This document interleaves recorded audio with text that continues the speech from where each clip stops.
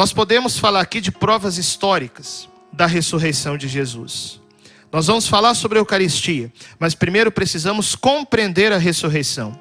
Veja, a Bíblia diz que os judeus, eles estavam acusando os apóstolos de terem escondido o corpo de Jesus em algum lugar e terem inventado a mentira que Jesus ressuscitou. Já dizia São Paulo no Novo Testamento, ele diz assim: se Jesus não tivesse ressuscitado, vã seria a nossa fé. E nós sabemos de uma coisa: o Jesus que nós adoramos na hóstia consagrada, o Cristo que nós recebemos na Sagrada Comunhão, é o corpo ressuscitado de Jesus. E aqui é importante lembrar isso, porque veja, a Santa Missa é a renovação incruenta do sacrifício de Jesus. O que é uma renovação incruenta? É uma renovação onde não há derramamento de sangue, onde não há dor, onde não há sofrimento, mas o sacrifício de Jesus se renova de forma mística todas as vezes que a Santa Missa é celebrada. E aqui nós olhamos para o corpo de Jesus na Eucaristia, que, embora a missa renove o sacrifício, o corpo de Jesus presente na Eucaristia é o corpo de Jesus ressuscitado. Por isso que nós estamos falando aqui de uma experiência pessoal com Jesus ressuscitado, que precisa fazer parte do dia a dia daqueles que são consagrados. A igreja nos ensina o seguinte: o corpo glorioso de Jesus, nós até poderíamos perguntar assim. Uma vez um senhor me perguntou: padre, onde que está o corpo de Jesus? Olha, se nós estivermos pensando que um dia vai chegar um arqueólogo, um escavador, e vai achar o corpo de Jesus enterrado em algum lugar, em alguma tumba, em algum sepulcro, isso nunca vai acontecer. Por um motivo muito simples: ele ressuscitou. E a ressurreição de Jesus, que é fundamento para nós entendermos a presença eucarística de Jesus, a ressurreição de Jesus não é uma lenda. A ressurreição de Jesus não é uma mitologia. A ressurreição de Jesus não é uma fake news. Mas a ressurreição de Jesus nos diz, o catecismo da Igreja Católica, a ressurreição de Jesus é um fato histórico, que nós como católicos cremos nisso. Olha, nós podemos falar aqui de provas históricas da ressurreição de Jesus.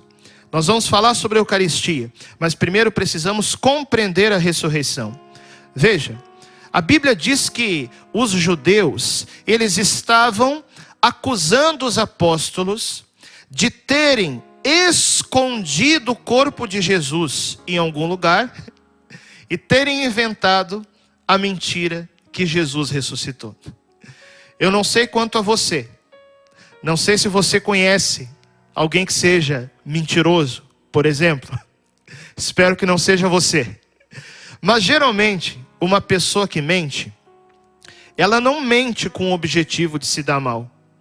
Geralmente o mentiroso, ele mente para tirar vantagem, para tirar dinheiro dos outros, para passar a perna nos outros, para ser reconhecido pelos outros e assim por diante. Ninguém mente com o objetivo de se dar mal. Agora, vamos olhar para a vida dos apóstolos. Todos os 12, com exceção de Judas que traiu, e com exceção de João, que seguiu Jesus no Calvário e passou ali por um martírio espiritual, todos os apóstolos, tirando Judas e tirando João, morreram mártires por anunciarem a ressurreição de Jesus. Eles entregaram a vida por causa de Jesus. Os primeiros 12 papas da história da igreja, Pedro, Lino, Cleto, Clemente e aqueles que vieram depois, todos eles foram mortos, todos eles foram mártires por anunciarem que Jesus ressuscitou. Gente, ninguém mente com o objetivo de se dar mal. A pessoa mente para tirar vantagem. Isso que eu estou falando aqui é uma evidência histórica da ressurreição de Jesus.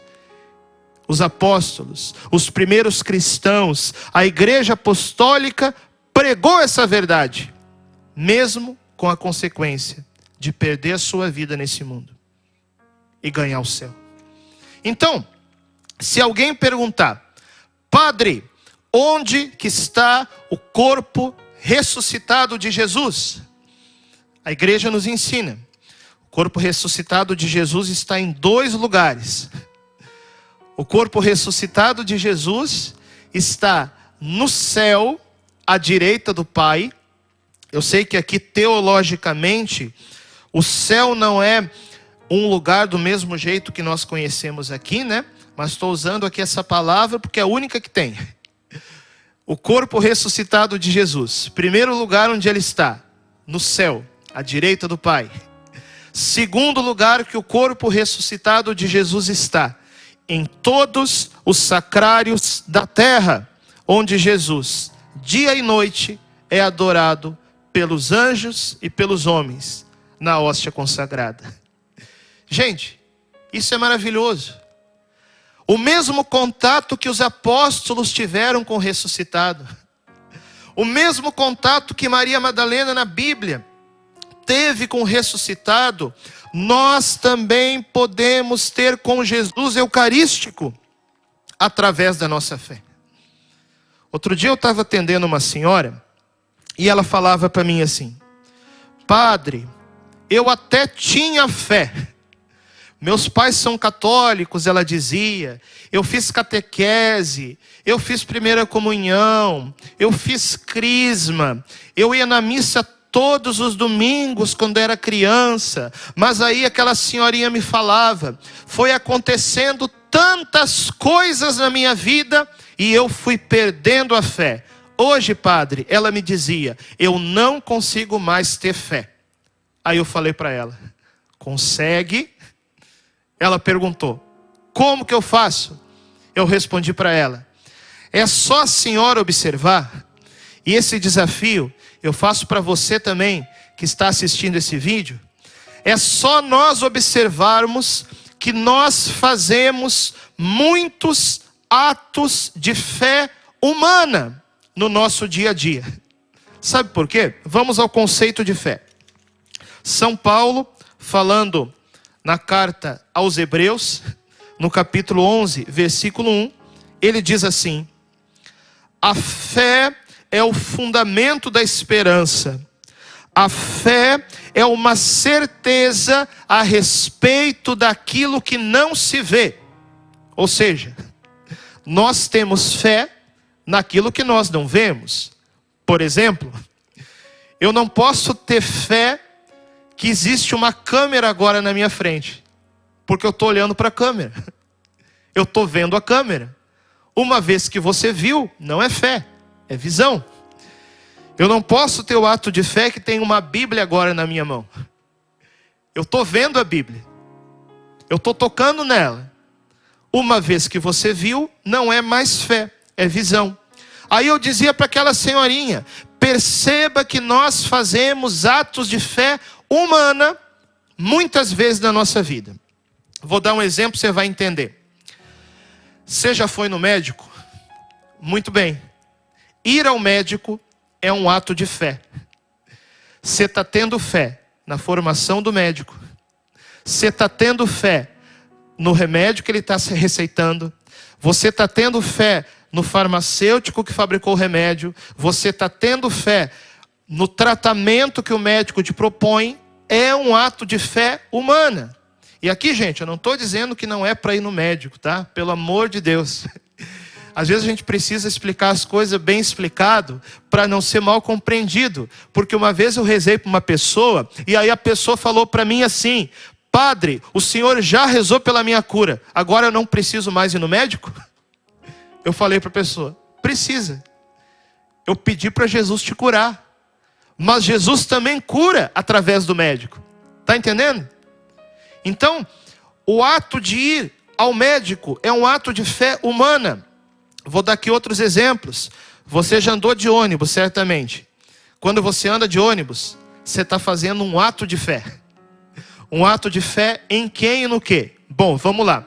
Um ato de fé no motorista do ônibus, um ato de fé no motor do ônibus, um ato de fé no pneu do ônibus, um ato de fé nos outros, motos e carros que vão estar passando ali na rua. Nós fazemos atos de fé humana em muitos momentos da nossa vida. E o ato de fé é algo natural do ser humano, que qualquer pessoa é capaz de fazer. Não estando, num estado de neurose. Eu tenho uma formação em psicologia, mas fora desse estado, quando é um estado crítico, qualquer pessoa é capaz de fazer atos de fé, porque faz parte da nossa vida. Ninguém vive sem isso. Daqui um último exemplo. Você entrou num avião. É impossível entrar num avião sem um ato de fé. E quando o avião cai, diz que até ateu reza Ave Maria, Mas isso seria já uma fé divina. Estou falando aqui ainda da fé humana para a gente entender. Você entrou no avião. Você está fazendo um ato de fé no piloto do avião. Você está fazendo um ato de fé na companhia aérea que você comprou a passagem. Você está fazendo um ato de fé no motor do avião. Você está fazendo um ato de fé no combustível do avião. É impossível nós vivermos sem fazermos diversos atos de fé humana todos os dias. Agora fica a pergunta para a gente entender o que é a fé naquilo que Deus revela. Se nós podemos ter fé no médico, se nós podemos ter fé no piloto, se nós podemos ter fé no ônibus, no avião, muito mais a gente pode ter fé em nosso Senhor Jesus Cristo, quando Ele nos revela os mistérios do reino dos céus. E um deles, e um dos mais importantes, é a sua presença real na hóstia consagrada. Por isso que nós cremos, porque Ele nos revela. O Catecismo da Igreja Católica, no número 156, isso eu falo tanto no meu livro Sou Todo Teu Maria, como também no meu livro Segredos da Virgem Maria. O Catecismo diz assim: que Deus, Ele realiza milagres para nos ajudar a crer. Nós cremos em milagres. A Bíblia mostra Jesus fazendo muitos milagres. O ministério dos apóstolos e também a vida de muitos santos e santas da história da igreja foram repletas de milagres. E o catecismo diz: Deus realiza milagres para nos ajudar a crer. O milagre é aquilo que é impossível para o ser humano fazer, mas para Deus é possível. Porque para Deus tudo é possível. Mas entenda uma coisa, isso é doutrina da igreja. Nós não cremos por causa dos milagres. Nós cremos porque o Espírito Santo nos dá a graça de crer. Por isso a fé é uma graça. Por isso a fé é um dom. Mas veja, os milagres, embora nós creiamos por causa da graça de Deus, os milagres tornam a nossa fé compatível com a nossa razão. Isso é doutrina da igreja. Isso está no catecismo. Por isso que no ato de fé, a nossa inteligência é iluminada pelas evidências e nós podemos dar o salto de acreditar. Por isso que a fé é um ato de inteligência e é também um ato de vontade.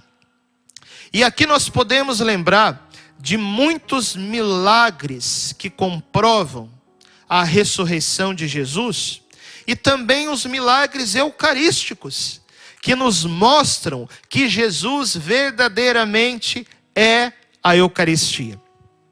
Eu já vou falar aqui dos milagres eucarísticos, mas antes eu quero dar um exemplo de um milagre que comprova a ressurreição de Jesus, que é o milagre do Santo Sudário.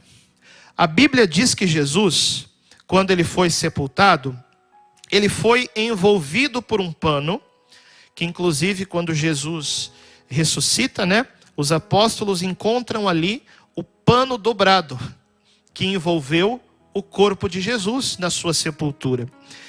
Esse pano, chamado de Santo Sudário, foi conservado pela igreja durante todos esses séculos. Se encontra agora lá na Europa, o Santo Sudário.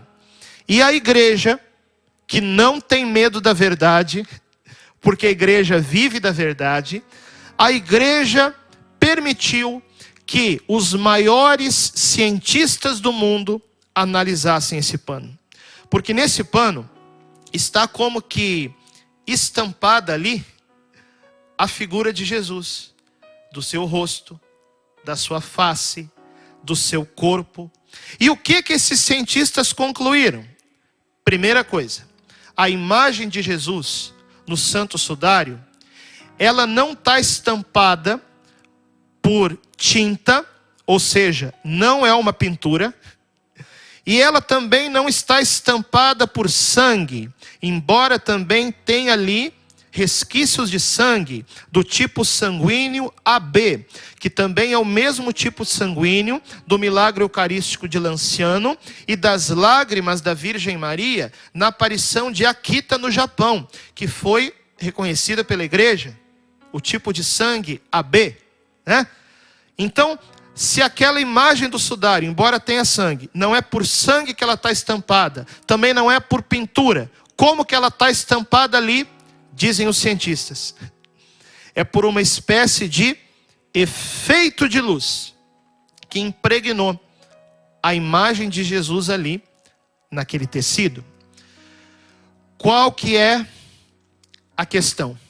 A questão é a seguinte: um efeito de luz, dizem os cientistas, tão grande a ponto de impregnar ali a imagem de alguém, teria queimado aquele tecido mais de 10 vezes, teria consumido, teria destruído aquele tecido mais de 10 vezes. Pergunta, como que não destruiu?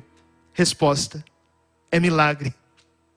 Aquilo que é impossível aos homens, mas é possível a Deus. Gente, se vocês acham que eu estou inventando coisa, depois eu quero que você pesquise, para você mesmo encontrar suas respostas. Não acredita porque o padre está falando. Vai atrás. A igreja, ela vive da verdade. Então aqui, nós estamos buscando conhecer a verdade de nosso Senhor Jesus Cristo. E o mais bonito de tudo é a interpretação teológica de tudo isso, que é o seguinte: como que os teólogos entendem esse milagre do Santo Sudário? Que no momento da ressurreição de Jesus, o corpo dele, estava envolvido nesse pano, houve uma explosão de luz tão grande que o corpo de Jesus, ressuscitado e glorioso, passou por esse pano e deixou ali as suas marcas. Isso é bonito demais. Então nós temos todos os fundamentos da nossa fé católica para nos ajudar que nós também possamos dar o nosso passo de fé. E veja, o corpo de Jesus, eu dizia para vocês, presente na Eucaristia, é o seu corpo glorioso e ressuscitado. Por isso que Jesus pode se fazer presente em todas as missas celebradas. Porque o corpo glorioso, ele não está limitado nem pelo tempo, nem pelo espaço, além de Jesus ser Deus, ok? Então veja só, a Bíblia mostra que Jesus multiplica os pães É um milagre. Para quê? Para mostrar o poder de Jesus sobre o pão. A Bíblia mostra que Jesus transforma a água em vinho. É um milagre. Para quê? Para mostrar o poder de Jesus sobre o vinho. A Bíblia mostra que Jesus caminhou sobre as águas. É um milagre. E mostra o quê? O poder de Jesus sobre o seu próprio corpo. Então pensa comigo. Se Jesus tem poder sobre o pão, se Jesus tem poder sobre o vinho, se Jesus tem o poder sobre o seu próprio corpo, Ele tem o poder de transformar o pão e o vinho no seu corpo e no seu sangue. Verdadeiramente. E é isso que acontece todas as vezes que a Santa Missa é celebrada. O termo teológico que a igreja usa para falar do grande milagre que acontece na consagração, na Santa Missa, é uma palavra que se chama transubstanciação. Quer dizer o seguinte: muda a substância. O pão deixa de ser pão, o vinho deixa de ser vinho e se tornam o corpo, o sangue, a alma e a divindade de Jesus. Eu vou dar aqui a explicação para que você tenha clareza daquilo que é a fé católica. Veja só, na Santa Missa, nós temos ali, até o momento da consagração, geralmente fica na credência, é aquela mesinha que fica ao lado do altar, né? Até o momento da consagração, o que nós temos ali? Pão e vinho, normalmente.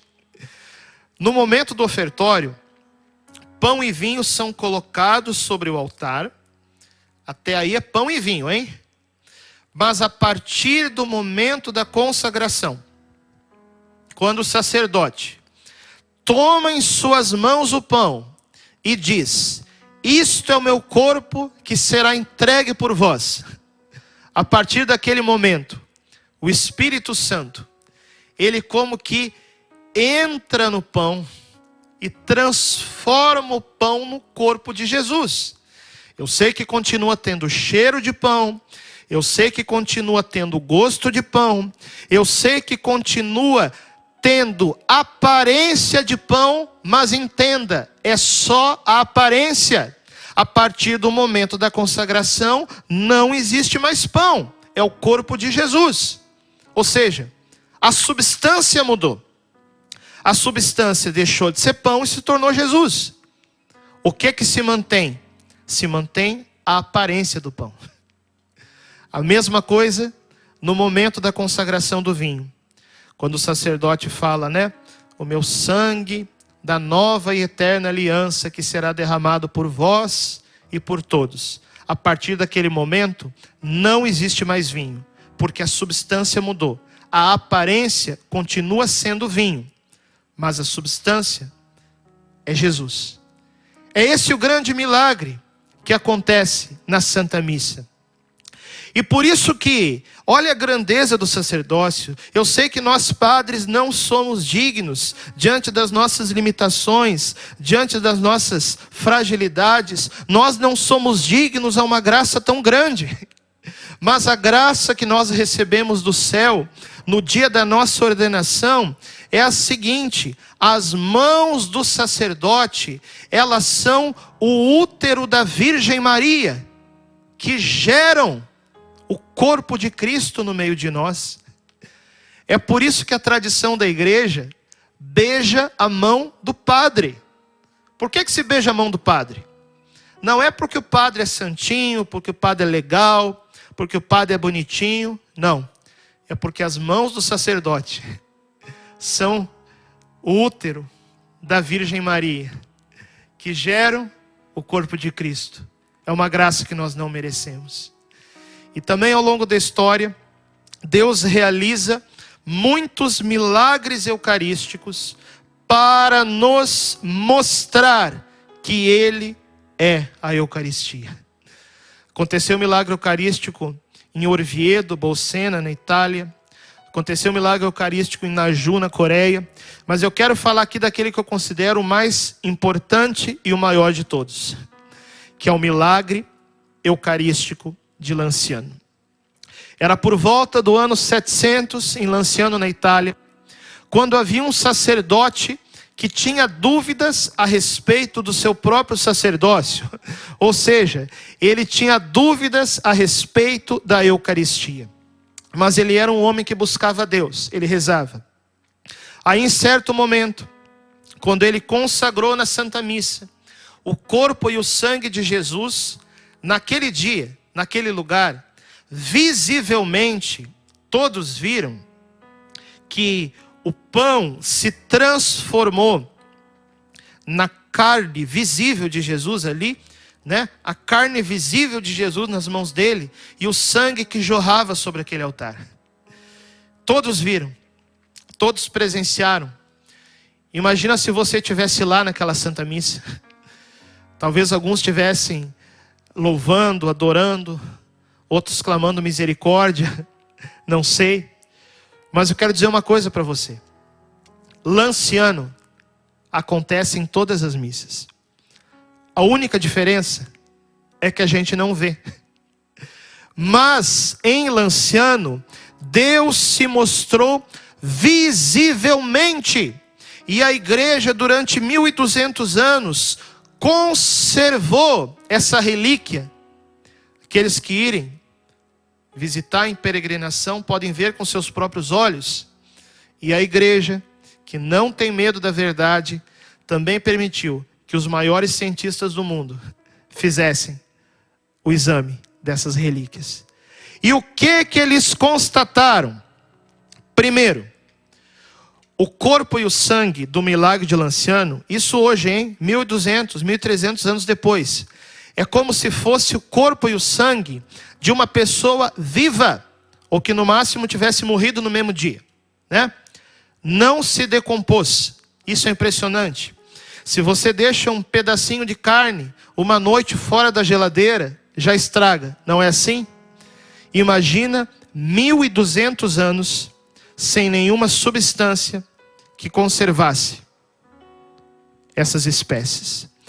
Os cientistas constataram ali que o corpo de Jesus presente no milagre de Lanciano é um músculo do miocárdio, ou seja, músculo do coração, que na nossa linguagem representa e simboliza o amor. Deus fala a nós numa linguagem humana. Quando você comunga a Eucaristia, você está comungando o próprio coração de Jesus, porque no corpo tem coração.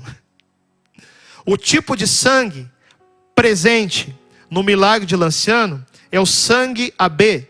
Repito, o mesmo tipo de sangue que aparece no Santo Sudário e o mesmo tipo de sangue das lágrimas da Virgem Maria, a mãe do Cristo, em Akita, lágrimas de sangue. Então, Deus realizou esse milagre impressionante em Lanciano, para mais uma vez confirmar a nossa fé e nos ajudar a crer.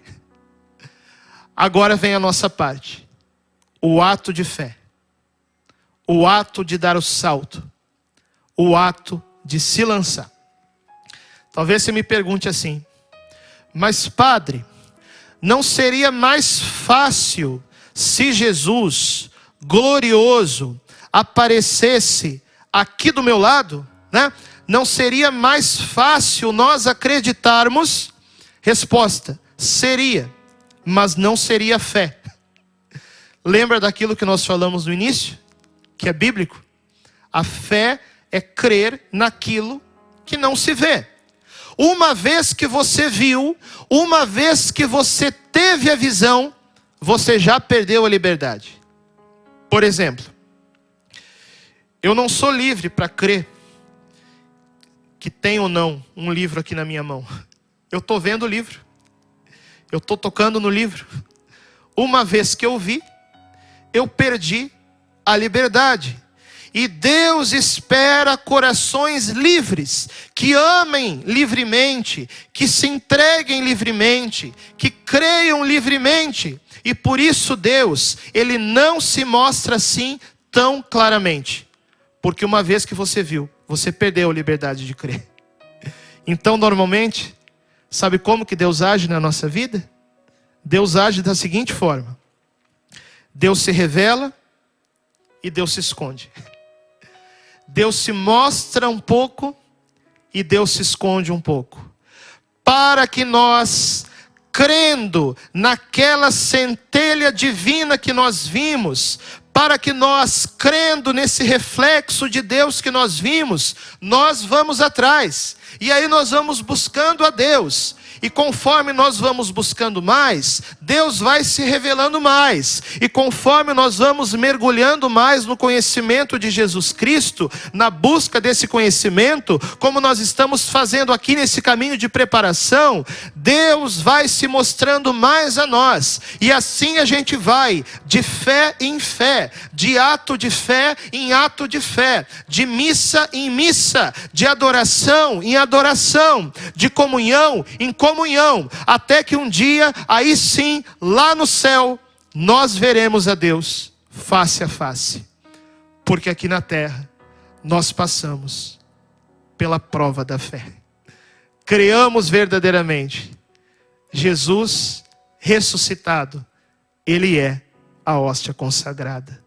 Foi o que primeiro Nós que temos você a mesma idade de consagrado, né? Olha aí, estamos juntos, 21 anos de gente. consagrado estamos fazendo. Pra glória de Deus, 2001. gente. E nesses 20 anos divulgando. E o que Deus espera de você é que você seja um divulgador também. Você não vai só se consagrar, não. Claro que, como o padre dizia, o primeiro modo de você divulgar é o seu testemunho. Agora que você amava o seu esposo se consagrando a Nossa Senhora, você vai amar a dose dupla. Agora que você amava os seus filhos, servia, você vai servir com um sorriso muito maior. Você vai se unir à Virgem Maria. Vai ter mais alegria em servir, em se doar, em se sacrificar. Primeiro, com exemplo. Mas além do exemplo, Deus te chama a divulgar para os amigos, para amigas. Então esse tratado, claro, eu já estou divulgando desde o início. Provavelmente você já tem o seu, mas está chegando o Natal. Um dos melhores presentes que você pode dar. Como o padre disse, se esse livro foi tão odiado, 130 anos Satanás conseguiu esconder esse livro. Como é que a gente faz o trabalho contrário? O padre falava, divulgando. Então dá de presente, gente. No Natal agora, dá de presente o Tratado da Verdadeira Devoção. Antes do senhor falar, padre, desse trabalho da divulgação do livro, da consagração, onde é que o povo pode encontrar o padre Francisco Amaral? Na internet, Nós no estamos YouTube? nas mídias sociais, canal no YouTube, Instagram, Facebook. O endereço é o mesmo, Padre Francisco Amaral, tudo junto. No YouTube eu coloco pelo menos um vídeo por semana.